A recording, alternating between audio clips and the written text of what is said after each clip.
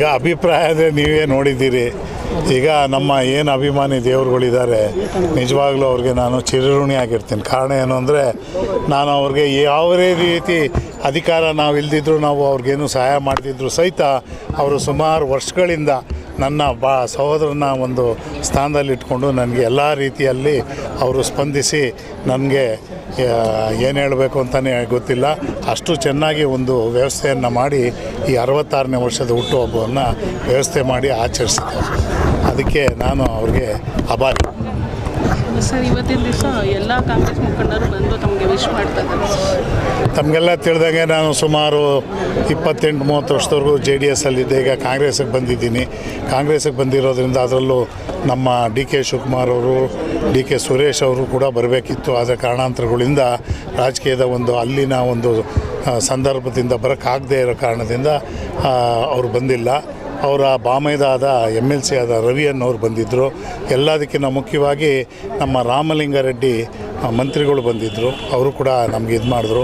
ಮತ್ತು ನಮ್ಮ ಮಾಗಡಿ ಕ್ಷೇತ್ರದ ಶಾಸಕರಾದ ಬಾಲಕೃಷ್ಣ ಅವರು ಬಂದಿದ್ದರು, ಅವ್ರಿಗೂ ಕೂಡ ನಾನು ಭಾಳ ಆಭಾರಿಯಾಗಿರ್ತೇನೆ. ನಿಮಗೆ ಗೊತ್ತಿದ್ದಾಗೆ ಸುಮಾರು ವರ್ಷಗಳಿಂದ ನಾನು ಅಧಿಕಾರ ಇಲ್ಲದಿದ್ದರೂ ಭಾಳ ಕೆಲಸ ಮಾಡ್ಕೊಂಡು ಬಂದಿದ್ದೇನೆ.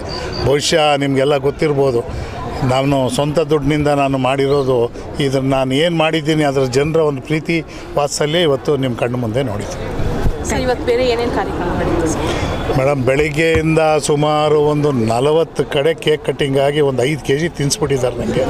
ನಾನು ಏನು ಮಾಡಬೇಕು ಗೊತ್ತಿಲ್ಲ. ನಾಳೆ ಡಾಕ್ಟ್ರ್ ಹತ್ರ ಹೋಗಬೇಕು. ಅಭಿಮಾನಿಗಳ ದೇವರು ಬಾಬಣ್ಣಗೆ ಕಳೆದ 3 ದಿನಗಳಿಂದ ಸತತವಾಗಿ ನನಗೆ 8ನೇ ತಾರೀಕು 7ನೇ ತಾರೀಕು ರಾತ್ರಿ 12 ಗಂಟೆಯಿಂದ 3 ಗಂಟೆವರೆಗೂ ಆಗಿದೆ. ಮತ್ತು 8ನೇ ತಾರೀಕು ಬೆಳಗ್ಗೆ ಅಂದರೆ ಸಂಪೂರ್ಣವಾಗಿ ಇದಾಗಿದೆ. ಆಮೇಲೆ ನಿಮಗೆ ಗೊತ್ತಿದೆ, ಈಗ 9 ಆಗಿದೆ. ಏನು ಮಾಡೋಕ್ಕಾಗಲ್ಲ.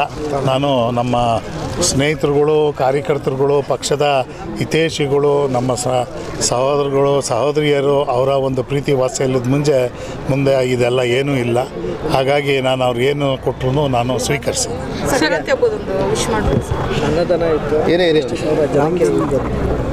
15,000 ಜನಕ್ಕೆ ಅಂತ ನಾವು ಮಾಡಿ ಅಲ್ಲಿ ಹಲವಾರು ಕಡೆ ಹಂಚಿಕೆ ಮಾಡ್ತಾಯಿದ್ವಿ. ಕೇವಲ ಇದೊಂದಲ್ಲ, ಮಧ್ಯಾಹ್ನದಿಂದ ನಡೀತಿದೆ.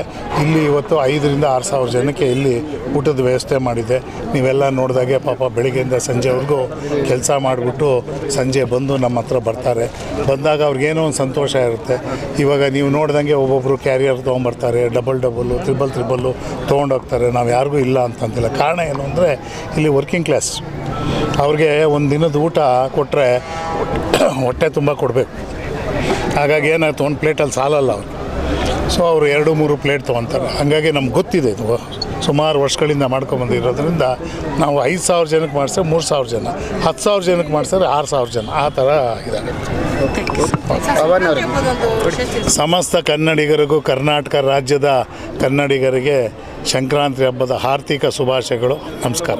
ಮೊದಲನೇದಾಗಿ ಪ್ರಸಾದ್ ಬಾಬುರವರ ಹುಟ್ಟುಹಬ್ಬದ ಶುಭಾಶಯಗಳು ಕೋರ್ತೀನಿ. ಅವ್ರಿಗೆ ದೇವರು ಆರೋಗ್ಯ ಆಯುಸ್ಸು ಎಲ್ಲ ಕೊಟ್ಟು ಕಾಪಾಡಲಿ. ಯಾಕೆಂದರೆ ಸಾವಿರಾರು ಜನ ಒಂದು ಅಭಿಮಾನದಿಂದ ಬಂದಿದ್ದಾರೆ. ಅದು ಶಾಶ್ವತವಾಗಿ ಅವ್ರಿಗಿರಲಿ. ಇನ್ನೂ ಸಾವಿರಾರು ಜನ ಅವ್ರಿಗೆ ಇನ್ನೂ ಅಭಿಮಾನದಿಂದ ಅವ್ರ ಹತ್ರ ಸಹಾಯ ಪಡಿತಾ, ಒಂದು ಒಳ್ಳೆ ಮಾರ್ಗದರ್ಶನ ಪಡಿತಾ, ಹಲವಾರು ಜನ ಯುವಕರು ನಾಯಕರಾಗಲಿ ಅವ್ರ ಮುಖಾಂತರ. ಅದೇ ರೀತಿ ಅವರು ಒಂದು ರಾಜ್ಯ ಮಟ್ಟದ ನಾಯಕರಾಗಲಿ ಅಂತ ನಾನು ಶುಭ ಕೋರ್ತೇನೆ.